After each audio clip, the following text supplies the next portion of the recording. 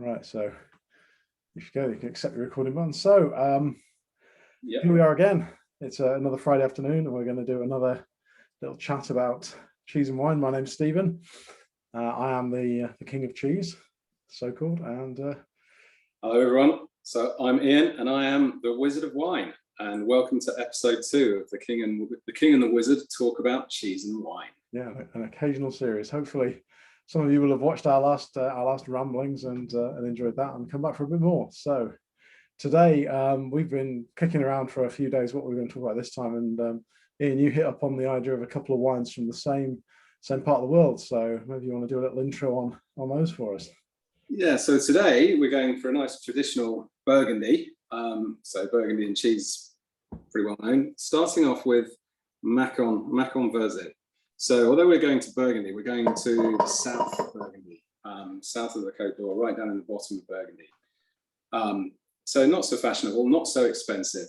And the reason for going there is, Burgundy is a surprisingly large area. The areas that make wine within Burgundy, not so much, but right up in the north, you've got Chablis and those bone dry, acidic, relatively thin wines that are just very refreshing. So as you go through Burgundy, it gets hotter. So now we've still got relatively cool climate wine here, but we're going to have a bit more body, and there's a bit more for the winemakers to play with there.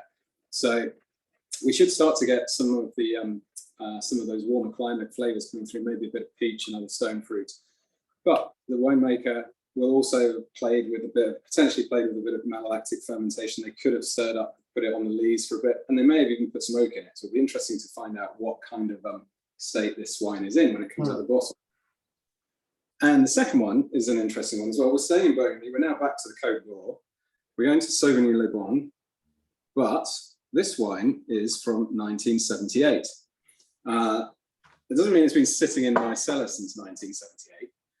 If it had, the label would be a lot more wrinkled than that. But quite often, Burgundy winemakers will sit on parcels of wine. They'll leave them in their cellars, and then occasionally they pop up.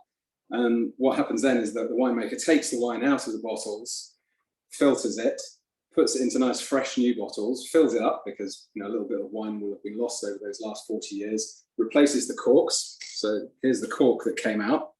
And there's no way that cork is 40 years old. It looks more like it's 2 or 3. And you get a lovely, beautifully presented wine that hasn't moved since it was made and laid down, matured slowly in ideal conditions, and is in great condition, having been filtered and put into a new bottle. So I'm expecting this wine to be showing those bottle age characteristics that people can enjoy. And it'll be interesting to see how many there are in there, and contrastingly, see how comparatively fresh it still tastes, given it hasn't moved for so long. So that's where we're going today. That's great. Classic Chardonnay grape for the white, Pinot Noir for the red, as you'd expect from Burgundy. Excellent. I have to say, when I unpacked the wines when you sent them through to me, and I saw that 1978 on the front of that, and as you're right, to look at it, it's like, yeah, it's very obviously not the original bottle stuff, but just seeing that date on there just really got me buzzing, because I thought, hang on, made me think I was 8 years old. Yes, when that was first bottled. I was like, wow, this is some old wine going on here. This is getting into exciting territory of things that I've never tried before, and I'm so intrigued to see what this even tastes like. Yes, it's fascinating as you describe about some winemakers hanging on to stuff. What do you have any idea what sort of makes them decide which ones to hang on to? Is it just stuff that they accumulate in their cellar over time, and they look back and go, oh, we got some of that over there? What can we do? I don't know. I'd like to think, there's part of me that like to think it's quite romantic. It's just people being disorganized and go, oh, that would be me. If I was the winemaker, that would be me. Then they go into their cellar and they go, oh, what's that? Oh, that's some 78 we left lying around. Oh, we better bottle up and sell it. But yeah, for whatever reason, they do hang on to it. And I'm lucky, one of the shipping companies that I buy my wine from seems to be quite good at unearthing them. Occasionally there's never large amounts, but occasionally these offers come through of something which is really mature. So the other day, the same place I got this wine from came up with, I think it was a 1988 Chianti. So, and generally when they come up, I will just try and reply as quickly as I can to get it, purely out of interest. And they're always they are always interesting wines. So let's see what cheese are we going to be pairing these with today, Stephen? So we've got 4 different cheeses to try here, and I think we had a notional idea about what 2 that would go with the red and 2 with the white, but I think we just sort of hit our way around all 4 of them. I would start off on the sort of harder cheeses. We've got, briefly introduce them. We've got the Cornish Yarg, which is a sort of it's like a modern classic British cheese. This is cow's milk, made by Linda Dairies down in Truro in Cornwall, and it's quite distinctive, and it's wrapped in nettle leaves. Yes. So it's tricky to see from a smallish piece, but when you see the whole cheese, you get this lovely sort of white patterning from the edges of the nettle leaves as the cheese ages.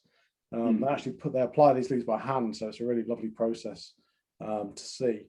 And this is quite a sort of mild, fairly crumbly textured cow's cheese. The other hard we've got is a Wensleydale style cheese called Old Rowan, which is a Yorkshire Wensleydale style one. This is a relatively new addition to the cheese world. The guys that make this have only been making cheese for about 2 or 3 years. I think this is another one that fits the bill of something fairly mild but interesting and hard textured. Then we've got 2 soft cheeses. We've got no blue today, but we've got 2 softs. We've got Roll Right, which this is like an English version of a French Reblochon style cheese. The one I've got here is very gooey. It's been out of the fridge most of the day. This is super, super runny. Has a spruce bark around it to keep it from falling apart and disappearing. So that one's to sort of cut off. And then the other one we've got is the Winslade, which again has a little spruce bark to it. And this is like a sort of a cross between a sort of a Vacherin, a Reblochon. Again, it's another English cheese. Again, this is made by an Australian lady called Stacey, who's down in Hampshire. And she also makes a camembert style cheese called Tunworth, which is well worth a look as well. But this Winslade is lovely. It's more, as I said, it's more the Vacherin end of things, very oozy, very velvety, very creamy, and quite mellow. So really excited to try all these cheeses with both these wines and just see what happens. So I need to get my. See where we start, but I really want to have a look at this cheese. Yeah. It's right up my street. I'm expecting this one to be quite interesting when we get to that. But let's where are we starting with the Cornish? Let's start with the Cornish Yarg. Let's go back to the 2 hard ones, and let's start with the Cornish Yarg. I'm going to pour myself a bit of wine here. Me too. So this is an extremely pleasant way to spend a rainy Friday afternoon. Yeah, I mean, I've been to the pool with the kids this morning, taking the day off work. Excellent. We had lunch, and then just as we've got home, the heavens have opened. So yes, this is a great thing to be doing while they unwind.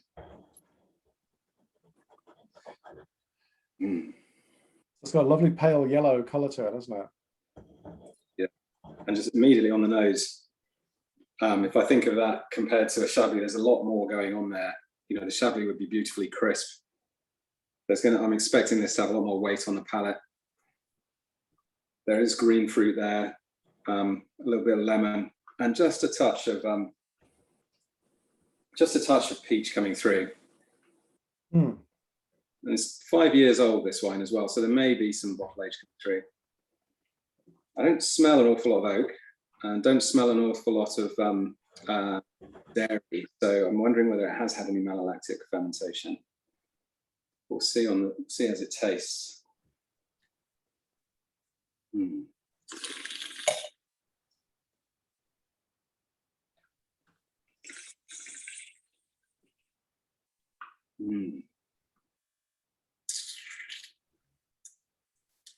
That's so still refreshing as you'd expect. There's plenty of acid in there as a Chardonnay from a reasonably cool climate. It does have that refreshing green fruit you'd expect from a cool climate Chardonnay, along with lemon. But there is that touch of stone fruit coming through that you're going to get from a Macon over more northerly wines. I can taste a little bit of lees contact. There's been some lees stirring in there, just letting it sit on those leaves for a little bit, just to give it a little bit more body and flavour. it's slightly toasty, slightly biscuity in the way it tastes. Yeah, I'm getting lots of kind of biscuity flavors in there. It's yeah, there's lots going on with that one, isn't there? Mm.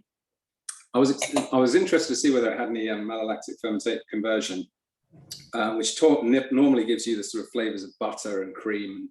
It's dairy flavors, and which makes sense because you're turning malic acid that exists in the grape into lactic acid, which exists in milk. So you do start to get those dairy flavors. Not getting a lot of that, and not getting a lot of oak either. So they've kept this wine reasonably clean. That the winemaker hasn't done too much to it, hasn't played around with it too much. So it's nice clean fruit with just a little bit of lees contact there.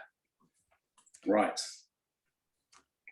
So let's taste the cheese. And we eat the nettles as well, right?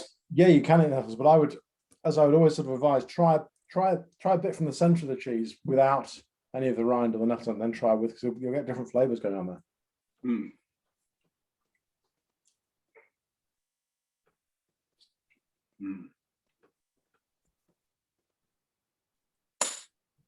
Wow. So quite gentle flavors with the Yarg. It's not. Neither of these hard cheeses are particularly strong. The sort of flavors are quite subtle and delicate. Yeah. Which for some people does take a bit of. On the one hand, they're popular because they aren't too strong, not too challenging. However, we get a lot of people, a lot of customers to our shop will want sort of bigger flavors, and these don't necessarily tick the right boxes. They want super mature aged Goudas or aged cheddars and stuff like that. But these occupy a really important space in terms of very flavoursome cheeses, but quite sort of delicate and subtle. Yeah, no, I love a good mature Gouda, but there's no way I'd want to put a mature Gouda with either of these wines. No, they would not work at all. So this has got a lovely, the taste, there's something that develops and stick on the palate with this cheese. So the initial flavors, as you expect, nice and clean and but quite crumbly and dry, but there's something that develops through time on your tongue. I'm trying to put a finger on what it is. There is something almost sort of bready, toasty about it a little bit that I get from it. Right. Let's try it with the white. Try it with.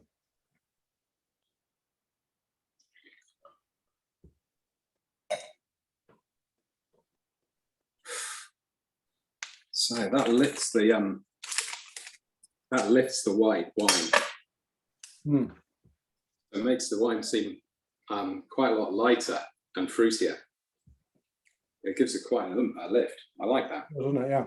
But the cheese doesn't get lost in there either. The cheese does. I'm not sure it changes the cheese flavour very much. The cheese sort of endures and carries through quite nicely. Yeah. Yeah, and that's usually the way around it goes. Food tends to have more of an impact on the flavour of the wine than the other way around. But that's part of the joy of trying to pair them. Absolutely. That definitely sort of lifts and, like I say, it sort of polishes the wine up, doesn't it? It amplifies it and rounds it. Really good.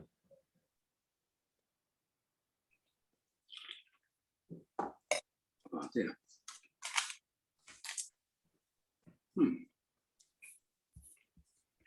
I'm quite happily munch on this cheese for the rest of the afternoon. I'm trying to have some self-control because we've got to try it with the other wine as well. But it's they do a version of this cheese where they wrap where the same cheese but wrapped in wild garlic rather than nettle leaves, and I don't think that would work as well because that garlic flavour would. No, what would you do? That would be a challenge. It might be better with the red, but maybe another time we can do that back to back and see how that works. Yeah, that could be an interesting one.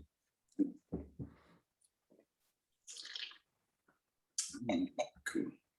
So out of all the cheeses you've got here today, the Cornish Yarg is the only one I've heard of before. So, it's quite a sort of modern British classic. Do you know the history about the name of the cheese? No. So a lot of people think, it must be some kind of old Cornish word or something. It turns out that the people who originally came up with the recipe, their surname was Gray, just Gray written down backwards. So that's it. That's that sort of people are sort of pleasantly surprised and also at the same time maybe a touch disappointed that it's not some wonderful old English word or something like that. But it's a Yeah. good little nugget to share. I've spent a bit of time in Cornwall, and an ex-girlfriend of mine had both her parents from Cornwall. We used to go down there quite a lot. And it sounds like it should be an old Cornish word, definitely from some of the places I went down there. Definitely, and it kind of fits the whole thing. My kids sort of like, they sort of think it sounds like it's a pirate cheese as well. Like, arg. So it could be some sort of connection back with that part of the world as well. But yeah, the truth is, in this case, not quite as interesting as the fiction that could go with it. It's very backwards. Brilliant. Yeah, so there we go. So, right. Let's give it a try with the same one. A try with the old Rowan.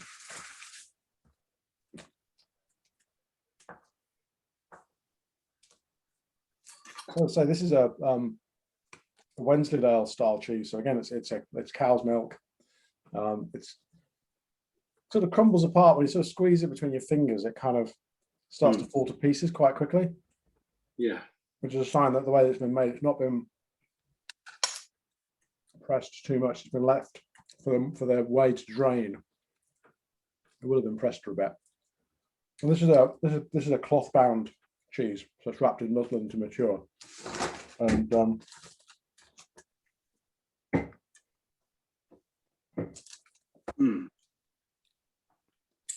more sharpness on this. There's a little bit more acidity than the Yard. Yeah, definitely. That I can feel that on my tongue. Yeah, and it's a mouth coating thing going on.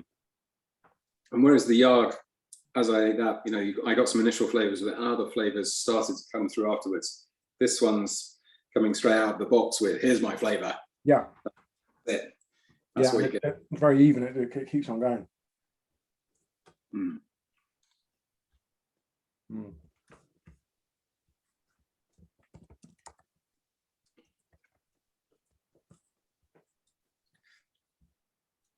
Right, I'm just going to try a bit with the rind now, just to see if we get any different flavors. Lost my knife on the floor for a second there. So the Yard's made with pasteurized milk, but this is an unpasteurized. Okay. Cow's milk cheese, so you're going to get slightly more interesting flavors on there. Yeah.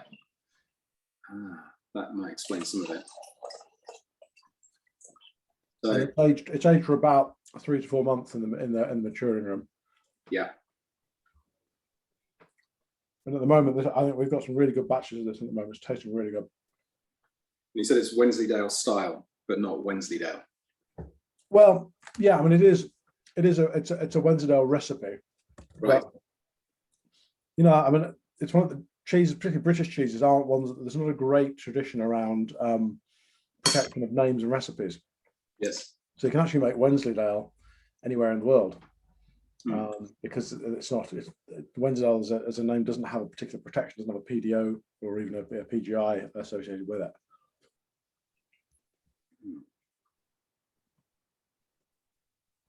Trying it with the wine now, but while I'm doing that, one story, this is going back to post-university days, sharing a flat with an old friend from university.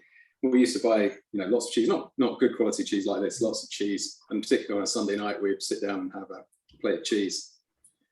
And Wensleydale got christened the Dream Maker in our house.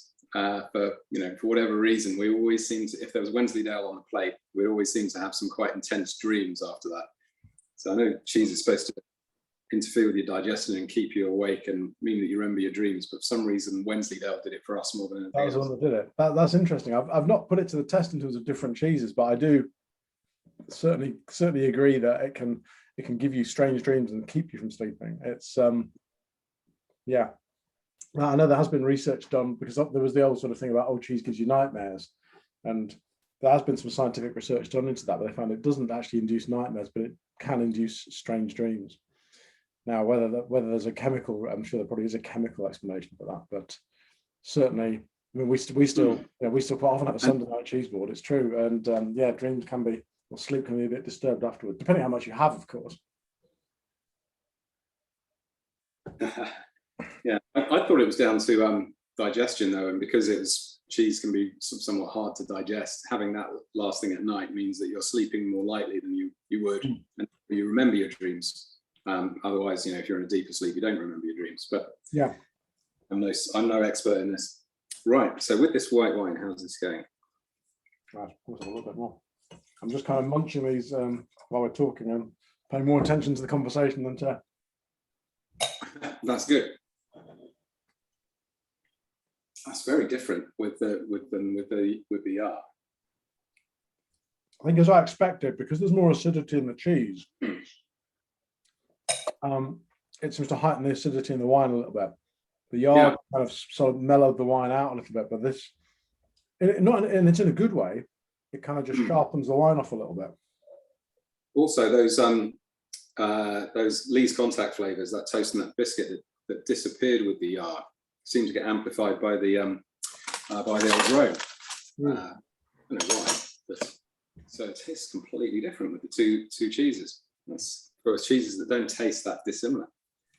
Wow. Yeah, well, that's one of the things. Just I think it's just is amazing about cheese and is the wine that you can start with a very basic, simple. The recipes are broadly the same, but you can end up with vastly different experiences and flavors at the other end of things. It's superb.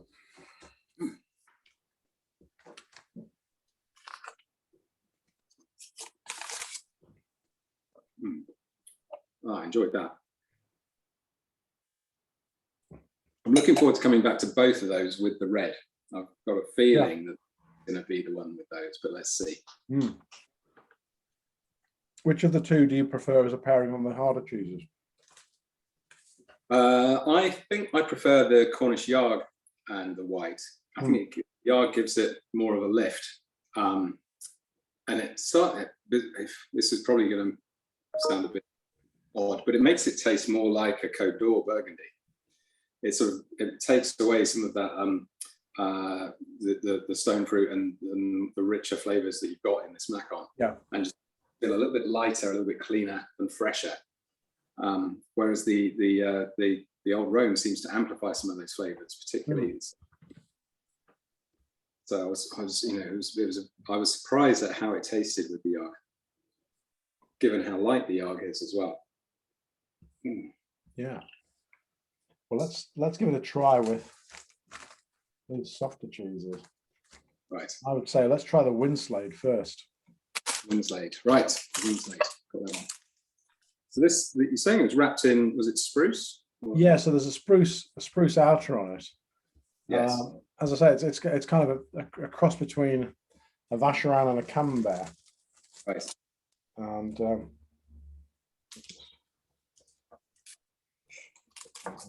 so does this mean that your daughter will go after this cheese, given it's close to a Vacherin?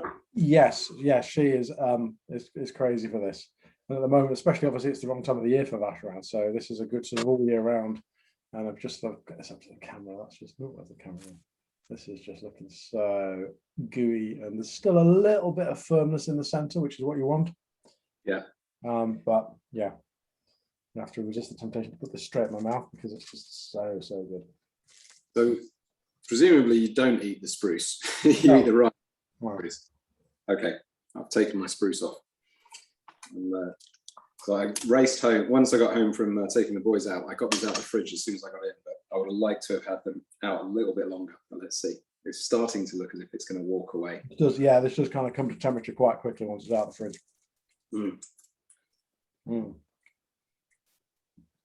And you've got those kind of not overpoweringly mushroomy notes in there, but it's just.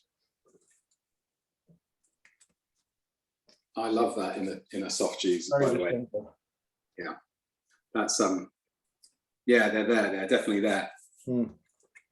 There's a little bit of sharpness at the end. We've had, I don't know if it's been the super hot weather that we've had the past few weeks, but some of the soft cheeses we've been getting through have been very ripe, and to the point that some of them you start to get those almost ammonia notes in there.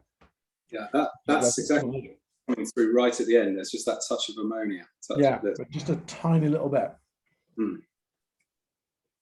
Any more than that, and you wouldn't want to be going near it, really. So many years ago, I took the kids to search for Santa up in Lap. We tried local food while we were there, including the locals would do stuff. They would catch the fish in the summer, and then traditionally they would bury it in the ground to keep it for winter, and the fish would putrefy, and preserve itself. It would create ammonia and preserve itself. And we tried some of this stuff, and you could see people in the room trying it and just going and spitting it straight out, and because of the immediate reaction to that ammonia flavor. But I always think with these things, you should just wait and let those just let your palate try and adjust a little bit and see. And it was surprisingly, once you do that, it's surprisingly tasty. The ammonia does give it, in the same way the ammonia in a cheese can give it an interesting finish, quite a powerful finish. It's the same for that fish, but the fish flavor is still there. You just need to let it come through. I quite enjoyed it personally, but you could see a lot of other people in the room who didn't. Just sort of fighting to get past it, yeah. I mean, this sort of looks and tastes like it's a washed rind cheese, but it isn't. They use similar bacteria on the outside, and it gets matured for about 8 weeks or so. And actually, they make sure that the environment is high in ammonia levels anyway, so it's going to absorb that kind of that environment that it's in, and it gives it that kind of pinky orangey rind that you get. So that's why it looks a little bit like a washed rind cheese.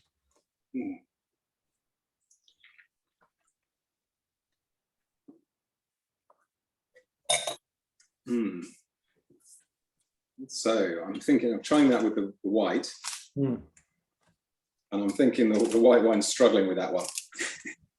Yeah, kind of disappearing behind it's it. not harmonious, is it?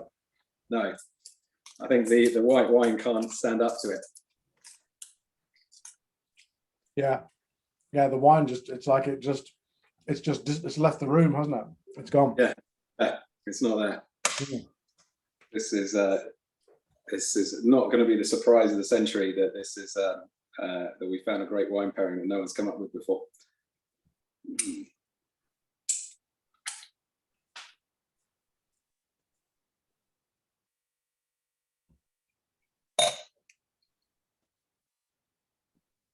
Yep. So all that's happening is the white wine is, this is a cheese that really, in the same way it's trying to walk off my cheese board.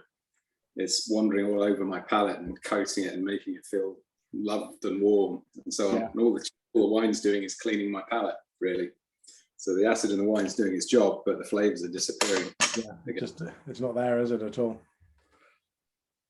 This is the interesting thing we're doing these sorts of pairings, whether it's cheese with beer or wine or even chutneys and things, is that you get some great matches. I would say this kind of is the middle ground where you find that it does nothing or it takes away, but it's not taking away in a bad way. It's just the wine, as you say, is just kind of vanishing in flavors. But then sometimes you'll get a really nasty clash of flavors where just like a car crash going on in your mouth where things really don't work. And there's nothing that's not happening here. No. But it's, you've got this beautiful wine, and the effect of the cheese is that this could be almost a glass of water. Yeah, this just with a little bit of acid thrown in. That's it. But now, after I've just had a bit of a palate cleanser back onto the wine, and those flavors are there. Yeah. They're large in my mouth. It's fantastic. Yeah. Interesting stuff. Right. So Stacey, who makes this cheese, she's an Australian who came to the UK in 2004 and started making cheese.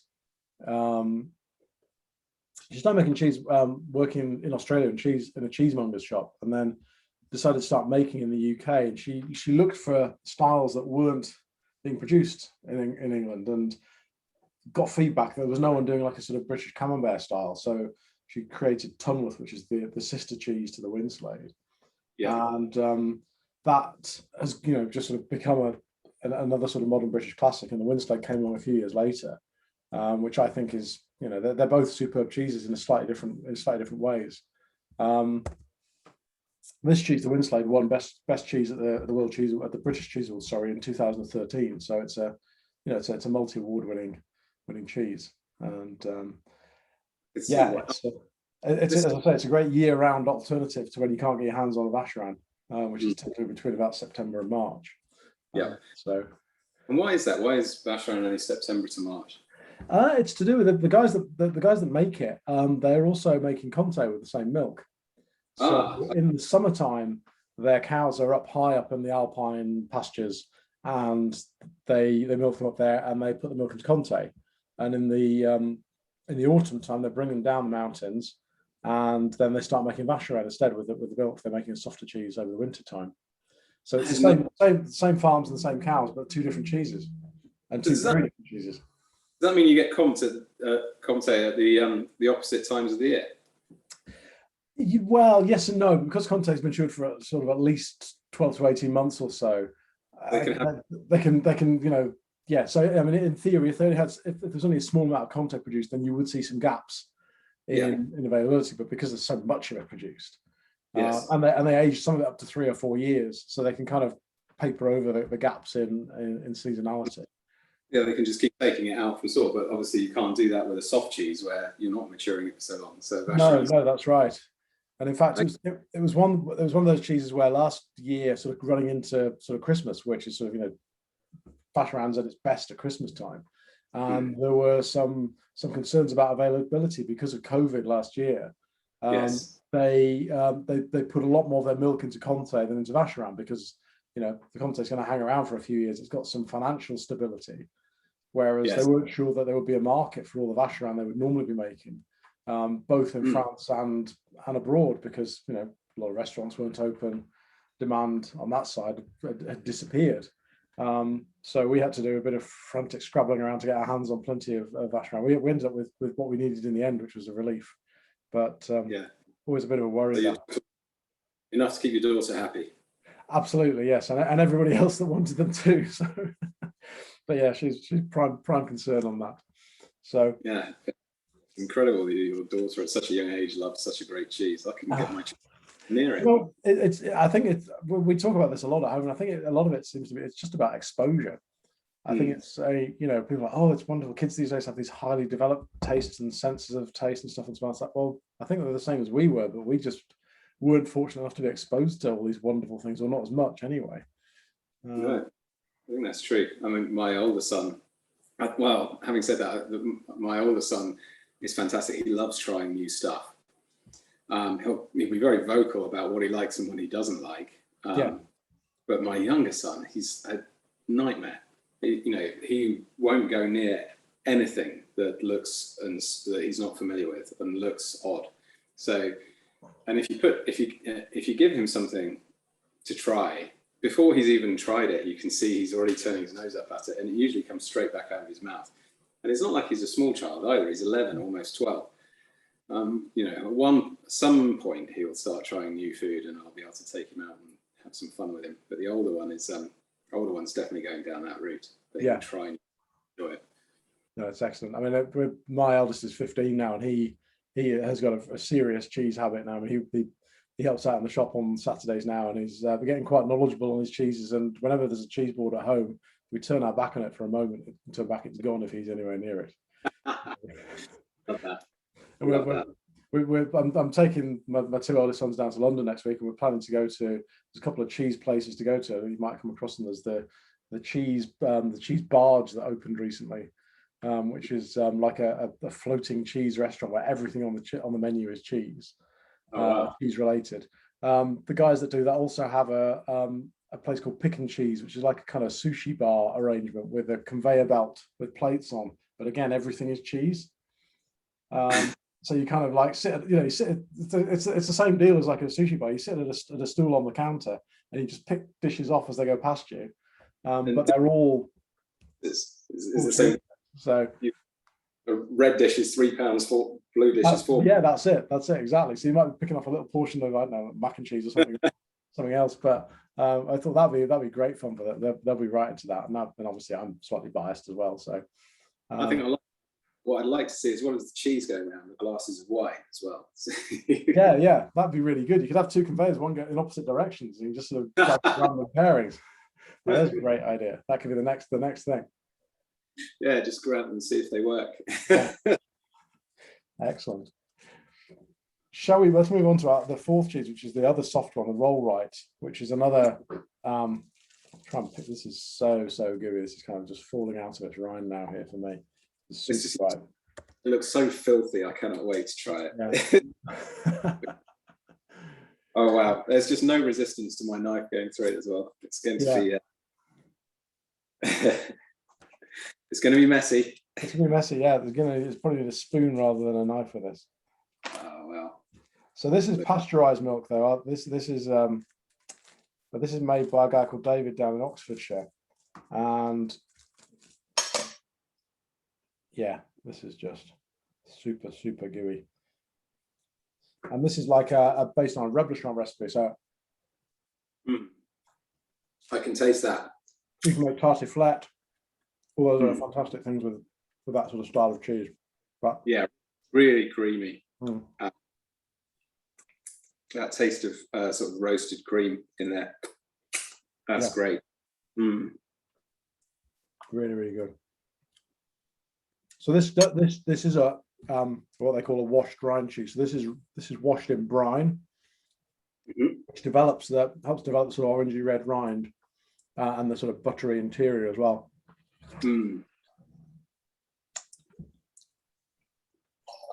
That's really, really lovely stuff. Yes, that's just even more than the Winslade. That's just sitting there walking all over my tongue and staying there, not letting go. It's clinging on. I should have brought a teaspoon rather than a knife for this one, but it's walking all over my cheese board as well. Right, I'm going to try a bit of this with the wine before it all just runs away. Yeah, let's do that.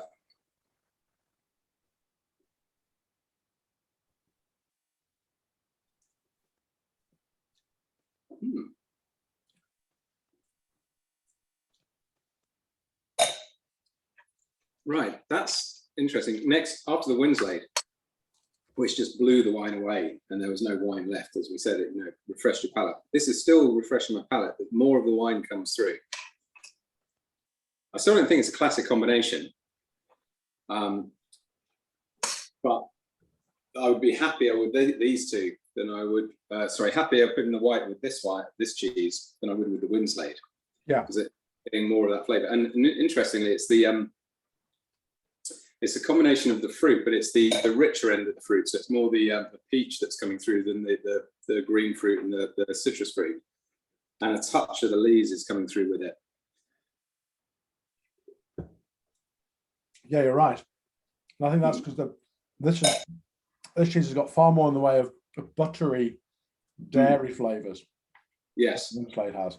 I'm getting real big hits of butter from the cheese, and that ties in nicely with the wine now.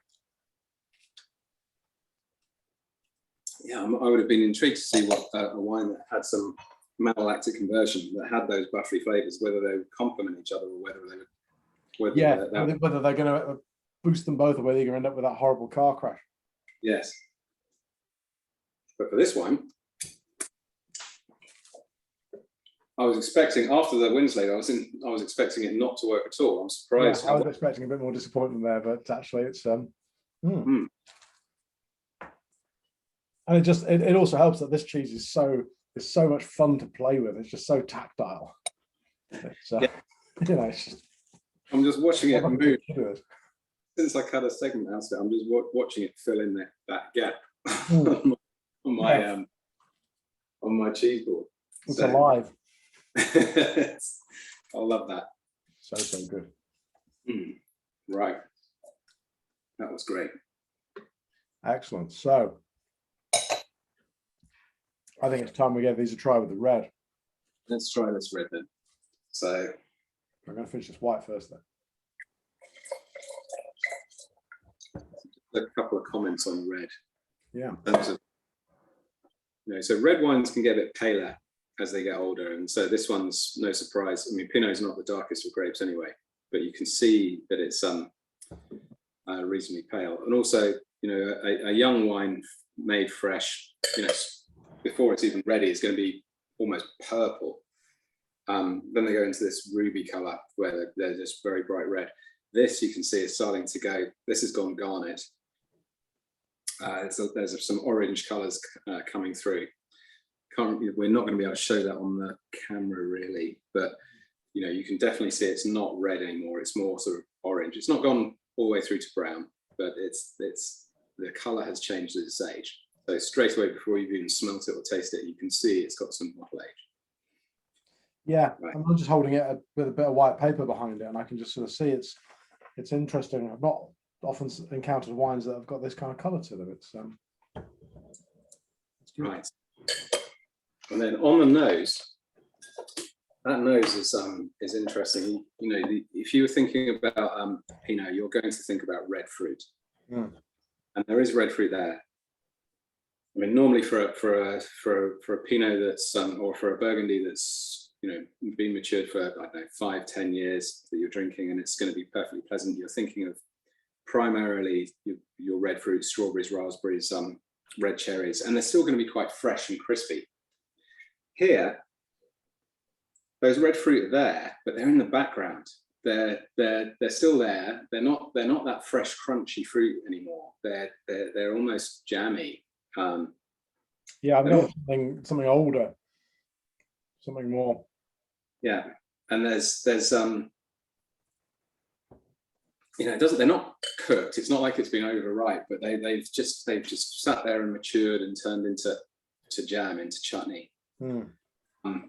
What I'm surprised at is I was expecting a lot more of those tertiary flavors that develop in the bottle on the nose. That are only there to a touch. There's a little bit of mushroom on the nose. A little bit of leather, a little bit of forest floor. Yeah, when first off, I almost got, my initial thought was, oh, it smells a bit like tequila. that went, and I'm not getting that now.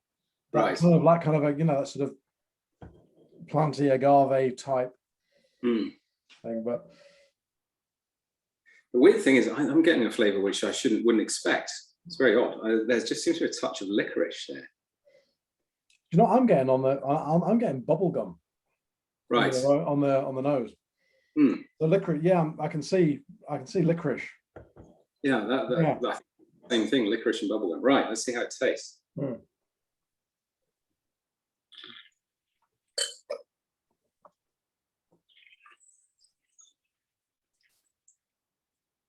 Interesting. Right, so as you'd expect for Pinot, there's plenty of acid there. Yeah. That acid has survived through the last 40 years. Pinot, it's a thin-skinned grape, doesn't have a lot of tannin, and that acid is what's carried it through. There must have been enough fruit here to carry it through as well. But the tannin, Pinot is low to medium. There's not an awful lot of tannin left there, which is as you'd expect. There's still quite a lot of fruit, but it is, whereas a younger Pinot would be fighting out the glass, giving you nice, fresh, crisp fruit flavors. Those crisp fruit flavors just aren't there anymore. It's much more, right, we've been relaxing and just chilling out, and we've got these, beautiful, jammy flavors coming through now. Quite rich in a way. It is. It's very rich, but mellow at the same time. Like you say, it's not. You can tell. Maybe there's a power of suggestion from knowing how old it is, but it's not like jumping up and down, demanding your attention. It's just like, yeah, we've been here for 40 odd years. Yeah, we're still here. We're still here. We're just gonna, chill out and I'm getting more of the tertiary flavors on the palate. So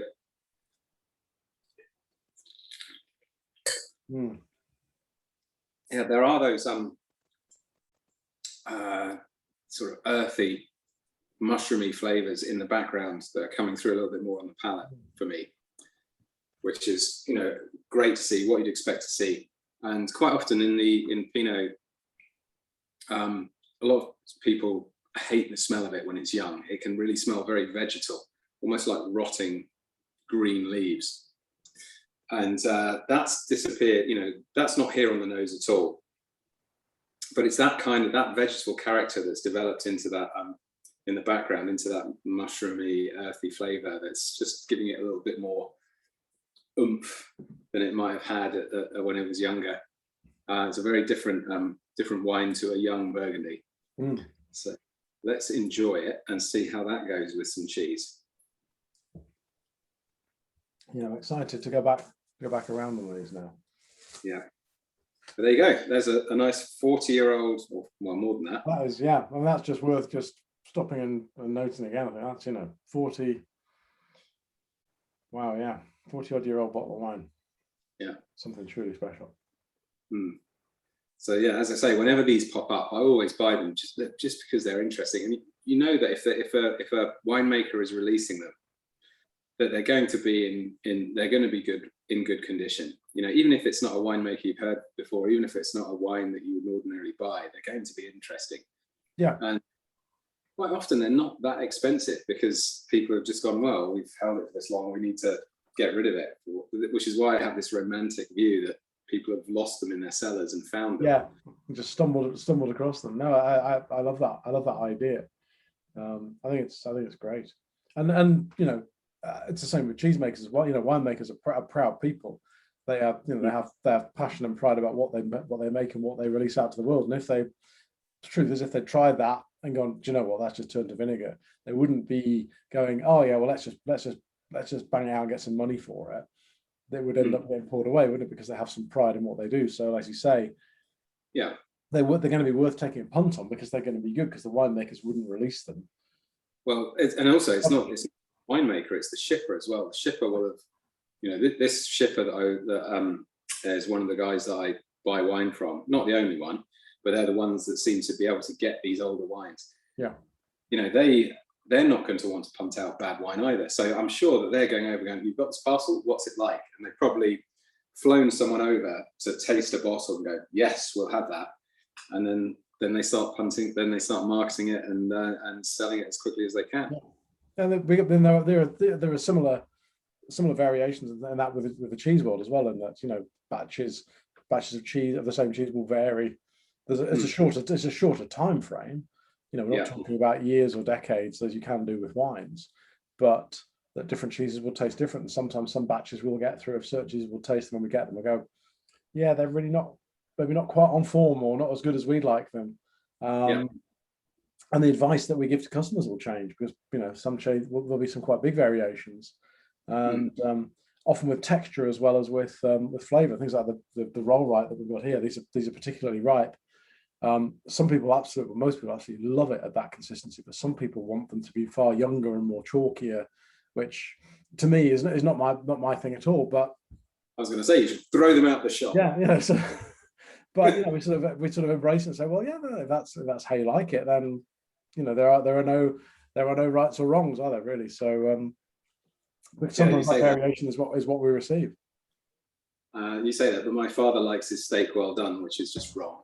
And some things are just completely wrong, and that's absolutely one of them. So, although something in my own life, I found that my own taste in how I like my steak done has got, from being, I guess, from the difference between being single and being married is that when I was a lot younger, my taste was from my parents, which was medium to well done to crucified, whereas I've been fortunate that the people in my life have shown me the way with a steak that needs to be in and out of the pan in about 10 seconds, and to appreciate the flavour that goes with it.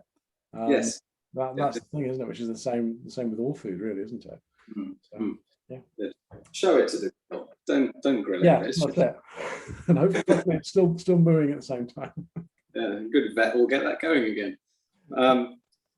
Anyway, let's we probably might be boring. Apologies to any vegetarian viewers out there, but let's go back to the yarg. So yarg time.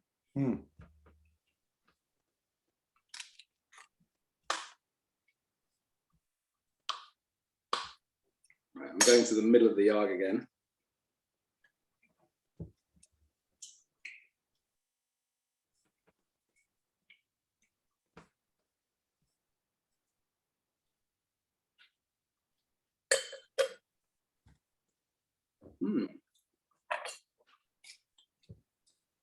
We'll keep trying that.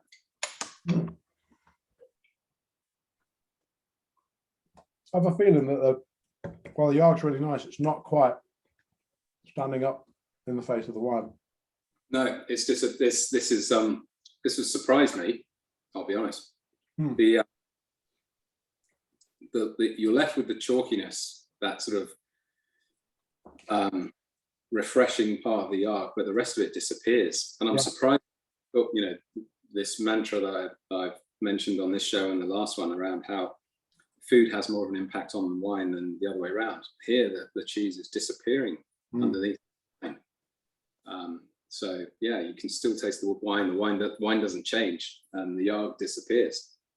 It's that vibe that I'm getting from this wine about age and experience. It's just like, yeah, it's a bulldozer. It's coming. Keep on going. We're not going to change our thing at all for you young cheese pretender.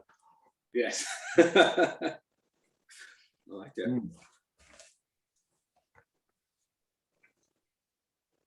Well, let's have a little top up and give it a go with the old Rowan back to the Wensleydale.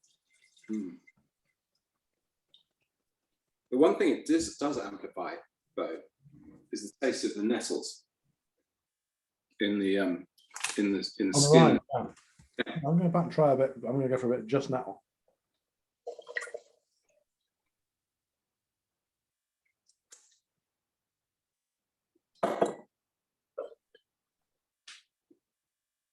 Yeah, you're right. Yeah, those nettles come through really quite with the wine. So that, I don't know why that is, whether it's because the wine's stripping away the cheese and just leaving you with the nettle. I suspect it is that. Yeah, I think you're probably right. It's a nice flavour. Yeah.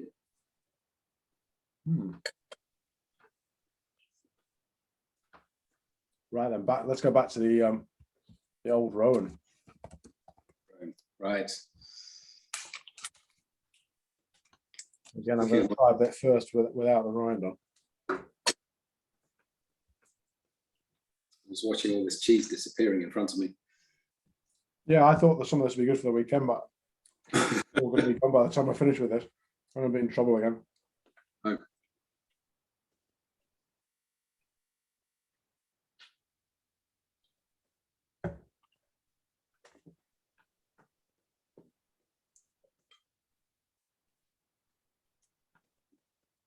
It changes the wine somehow.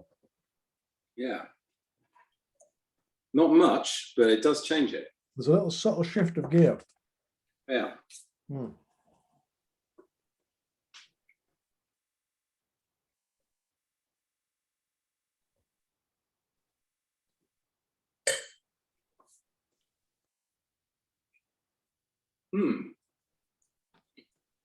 This is definitely a more even match. Yeah, they kind of sit together much nicer. The cheese sustains through that. Yes. And it seems to freshen the wine a little bit as well. So that saltiness in the cheese, which isn't obvious when you eat the cheese, but it just seems to lift the wine up, make it seem a little bit more fruity, wakes those fruit up, makes it seem younger almost. Yeah, it does sort of, like I said, just freshens the wine up a tiny bit. Give you a bit of an insight as to what the wine might have been like a few years ago. Yes.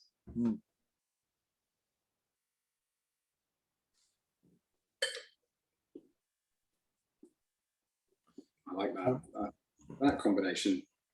And this is incredible. So, we've got two hard cheeses here, both on the lighter end of the scale. Yeah. Made in different ways, but the results that they've had with the wines are very different. And as I said before, because that's interesting, because they are quite delicate flavored cheeses. You might think, oh, the wine is just going to trample over them and that's it, but actually that's not been the case at all. Certainly not with this one. No.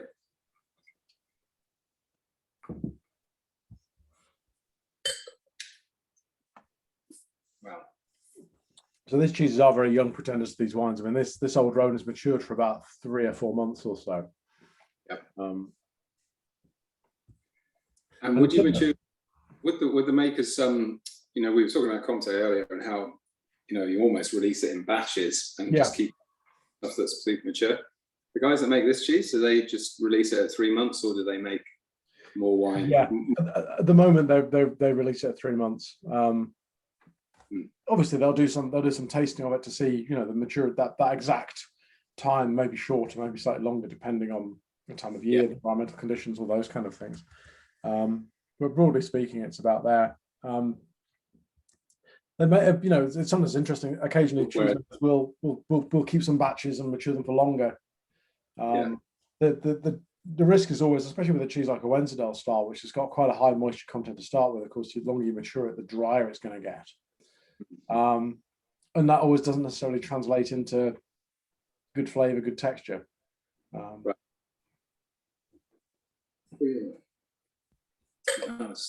So that combination so far, I think that one worked. Definitely. Yeah, I approve of that one wholeheartedly. It's one of those where it's just that mental picture. Just imagine you could just sit with a big chunk of this and a big bottle of that and just nicely work your way through it on an afternoon. Yes. Being no pain at all. Right. Okay. So we're moving on back to the Wensleydale, I guess. Yeah. There's a little bit of method in terms of the cheeses. I've just got working up through the gears in terms of strength.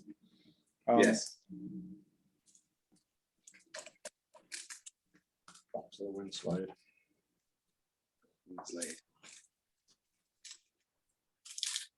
So now, what was the sister cheese to this called again? It's called Tunworth. Tunworth. I think I've even heard of Tunworth. I'm not sure I've ever had it. But...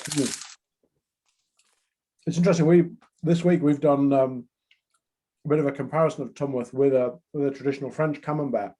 We're very fortunate. One of my cheesemongers on the counter, a lady called Emmanuelle, is French herself, and she's brought, to say that we are, we've held ourselves out as British cheese specialists first and foremost. She's brought a really interesting international angle to things, and she tried the Tunworth and she's like, it's not a Camembert, and that sort of typical sort of French style. So we take these things seriously, but with a sense of fun. So okay, well let's get some Camembert and actually let's do some tasting through. And yesterday, we had a team building evening and went out for dinner and stuff. And part of that was we got both the Tunworth and the Camembert and tasted them both out together. And while they're both superb cheeses and similar in styles, the differences were quite marked. So it's not the closest to, I suppose. Yeah. Yes. I mean, that's starting to happen now with some of the English wines. There's starting to be comparison to French wines. So historically, there was quite a reasonable amount of wine made in England, and going back to, I can't remember which King Henry it is, who married Helena of Aquitaine, and that's when Britain started to, Britain had access to Bordeaux, and this is why we have this strong relationship with Bordeaux. It goes back to that history. We brought back all these fantastic wines from Bordeaux, and it just stopped the English wine industry at that point. And now it's growing back. And you look at the south of England, you've got these downland hills, so beautiful chalky soil to grow vines on. It's, admittedly it's cool. You're at the northern limits of trying to grow wine, but people are doing, with improvements in technology, and also I think there is an element of global warming helping as well. People are growing some great grapes, and winemakers is making some great wines, and some in particular are making fantastic wines. Yeah. And one in particular has been taking their wines back to France just to test them and see how they go, and putting blind tastings out there. And the reason why I raise this is you mentioned tasting your Tunworth against a good Camembert. Mm. This particular winemaker makes a champagne style wine. So they make a wine with Chardonnay and Pinot Noir, and make a sparkling wine using method champenoise. They can't call it champagne because it doesn't come from Champagne. Of course. They've taken it back to, they walked into Champagne with this wine and had it tasted blind against good champagnes, and it's won.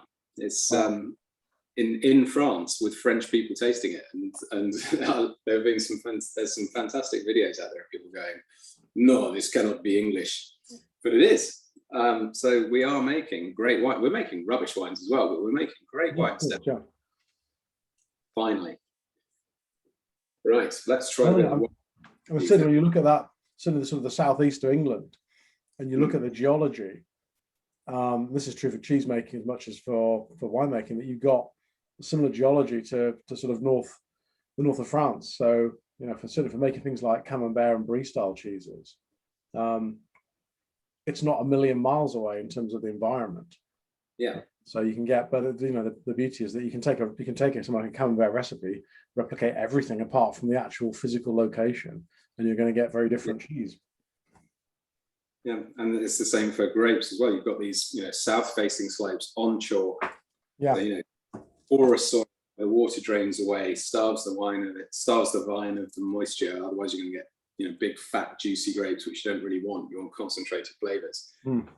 So, as long as you don't get late frosts that we had this year that kill your crop, and then you get a good amount of sun over the summer to ripen it up, you're going to make some good grapes, hopefully. And that's what we're starting to see. But apparently, people are saying, oh, it's global warming that's allowing us to do this. Apparently, for hundreds of years, thousands of years, we grew grapes in the south of England. So I didn't know that. The Romans introduced, we made wine here, and then it just stopped. But at the same time, you can say that, it just stopped. Why did it stop? Well, presumably it stopped because the wines we were making were not as good as the wines we could suddenly get back from France when we had this ally in Aquitaine. Yeah, well, that's it. And sometimes it's market forces, I guess, isn't it? I mean, that was certainly, when you look at the history of British cheese production, it almost vanished with that. The Industrial Revolution certainly killed off all the artisan production. Then the 2 world wars knocked it down to practically nothing. And then, I remember growing up you're probably the same in the 1970s, that a lot of the cheese we were buying was Canadian cheddar and stuff coming from Irish cheddar. Nothing coming through from home almost. And that's reversed in the last sort of 20 or 30 years. That's massively reversed. But they sort of the death knell for it was sort of combination of market forces and world events. Yeah, you're right. I do remember growing up and not having an awful lot of cheese. So in our house, it tended to be some form of cheddar, quite often Canadian, say, and then smoked Austrian or smoked Bavarian cheese, and that was about it. Occasionally there'd be some brie. Yeah, I've still got a soft spot for the smoked Bavarian, I have to confess. Yes. Everyone's in my view, everyone's allowed like one little sort of dirty cheese secret, and that's mine, I would say. Yeah. What's mine for dirty cheese? I would probably go for. I just and this didn't come from childhood, but I do have a soft spot for good, cheap, little individual mozzarella balls that you can just pick up and eat. Yeah. Which are not the best. Good stuff. We buy those for children, and when they don't eat them, I do. Yeah, that's always a sign, because if we have sort of like dairy triangles or whatever, it's like I'm not going to eat those because if they don't want them, they go in the bin. But anyway, getting back to the action, the red wine with the Winslade. Seeing how the Winslade just made the white disappear. I think your analogy earlier of the red wine going, I'm 40 years old, I'm not going to move, I'm still here. I think this is a much better combination. It's the red stands up to this cheese. There is enough acidity. It's the red wine isn't as acidic as the white wine, so it doesn't have the quite the palate cleansing qualities of the white wine against this cheese. So for the white, this cheese was, as I say, walking all over my palate, walking all over my tongue, coating it with this lovely oily you get from it. And the white wine would just strip that away. The red wine doesn't have enough acid to do that, which I think is a good thing. But at the same time, with that, the red wine flavors there's enough flavour there for it to work with the cheese, whereas the white just disappeared. Yeah.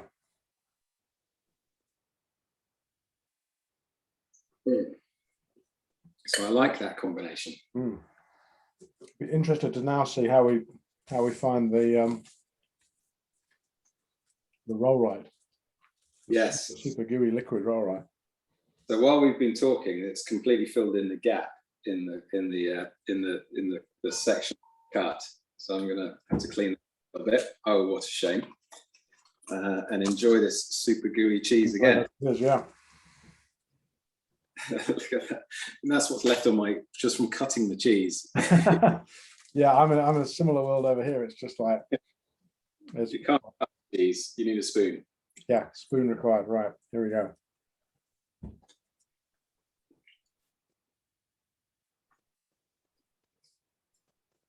Oh, just without the wine, that's great cheese. They sit together very nicely, in my view. Right, I managed to get a section out. Actually, you've got a bit of a rind as well. It took a bit of excision. Felt like I was operating. Yeah. A surgical strike on the cheese.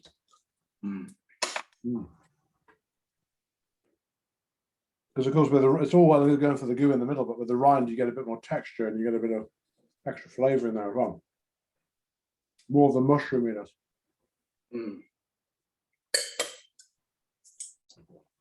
Wow.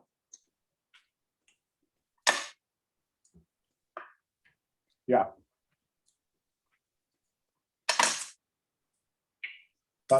They just work together so well. Very happy with that. Yeah.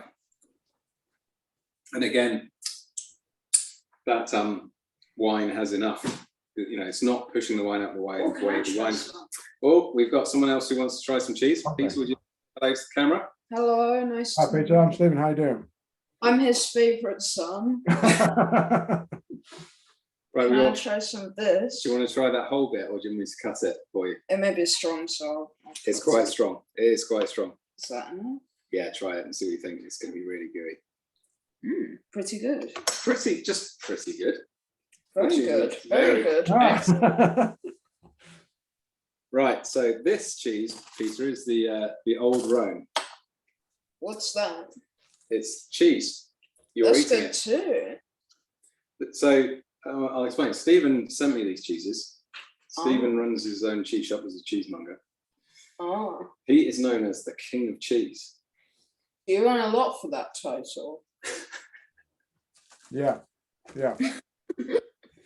So Stephen is the king of cheese, and he has sent me these cheeses to try with these wines. So that's the old Rhone. Would you like to try it? We've got two more.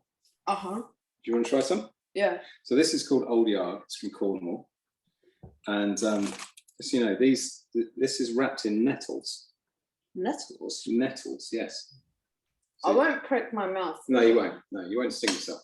No, But you can. it's a weird thing with nettles is that they don't sting you when you cook with them. It's weird. It's like smoky cheese with the nettles on.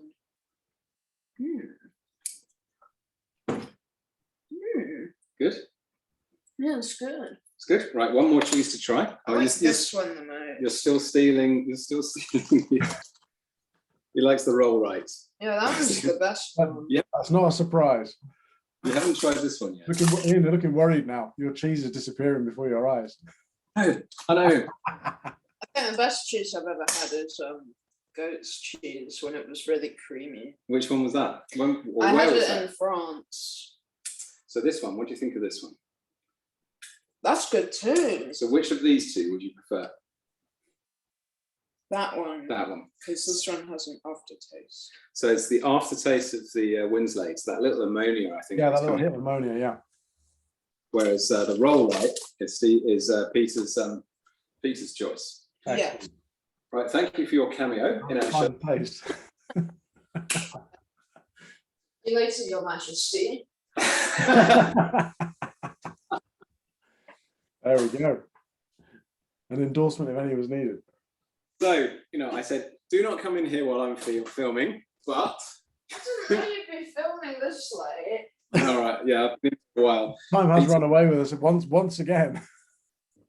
It's all right. The other thing that's happened is the cat's been fighting to come in for a long time, and I've been ignoring her. So Peter's now at him. So, all right, let's get back to the roll, right? I'll leave you to it. You've been a guest star. Excellent. There you go. So that was the 13-year-old who I told you would try stuff and tried all this, and none of it came back out of his mouth. He liked it all.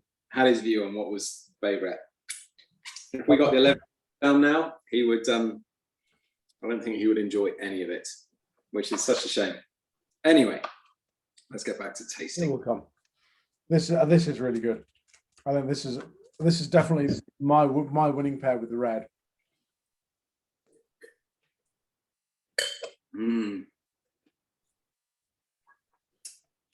I think you were onto something when you said this red's is immovable. It's been here for 40 years. It's not going to be not, of course. Yeah.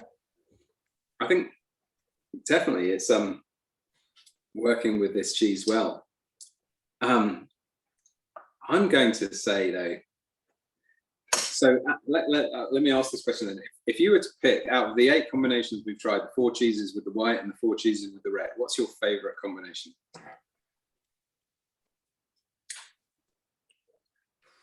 I think it's hard because I'm tempted to say this one, but I'm a bit minded of the fact that it's the last one and that my memory is about the most recent. I really think this is great. This would be the one I would go with, but the old Rowan worked really well with this red as well. I'm quite happy to tuck into those. The Yarg with the white as well. It's so hard to pick a winner. It really is. It's a close because they're giving different things. Yeah. None of which are any better than the other. So definitely for the white, I'd go for the Yarg with it. It just, and for me, it was just purely the impact that the cheese had on the wine. Yeah, it definitely amplified and elevated the wine so much. It made the wine taste so much better than it is. For the red though, the red worked well with all the cheeses except the Yarg. It was the other way around. Yeah.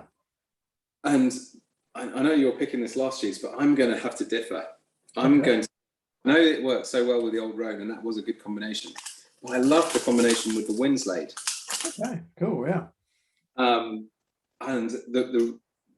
and I like it. I like it with this last cheese with the roll right.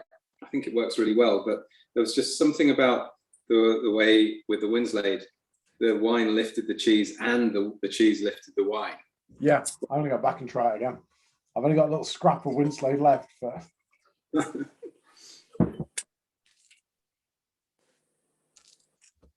just enough for one final little. And I'm not suggesting we're getting into a debate because I think this red has worked, well with these 3 cheeses. No, and I always say there's no right or wrong answer because it's taste is so subjective. And one thing that I'm surprised about as well is, it's a Pinot Noir. It's not supposed to stand up to strong flavors, but it's doing a really good job. I mean, I still don't think this wine would stand up to a really mature Gouda, but this roll right's got some flavor. So is the Winslade. Yeah, and it's really well with them. And that's the kind of constant with this red is that it's there. It's a bit immovable, but in a really good way. And the other cheese is kind of molding its way around it. Yeah. No, I'd be happy with a board with any of that. As you said, it's really interesting that the Yarg is the one that doesn't work with the red, but it works. That's the one that works by far and away the best with the white. Yes. So that's really interesting. Okay. Yeah. So there we go. We've worked out a few combinations. That's really good. I'm going to enjoy these cheeses for the rest of the weekend as well. Excellent. Well, got a plan for the weekend? We're going to drink the rest of this wine mostly. The plan is to have a nice chilled out weekend with the kids. drink a bit of wine, kick back, and think about episode 3. Well, while you're doing all that, I'm about to disappear off down to the south coast and pick up a yacht and go. It's Cows Week. Well, the shore side stuff starts this evening, but the racing starts tomorrow. So I'm off to pick up a yacht and go racing for the weekend. Fantastic. In Cows Week. And yeah, I'll let you know how we get on in the next episode. Excellent. Yeah, I'm looking forward to hearing all about that. I'm really, really interested with your sailing adventures. Do you take some cheese with you on the boat? Room for cheese. I could do, or I could be really selfish and leave it at home for me to come back to on Sunday after I finished racing. Oh, that's a good plan. The trouble is, there's the guys I'm going sailing with, I don't think could really appreciate this cheese that much. Yeah. So we'll perhaps keep it at home. Fair enough. Best where it's best appreciated. Keep it where it's best appreciated. Yes. Yeah, excellent. Well, have a great time sailing. I've really enjoyed this once again, and we'll hope everyone out there's watched this and enjoyed it too. And we'll see you all again for episode 3. Yeah. Bye everyone. Hope you enjoyed that. Thanks, guys.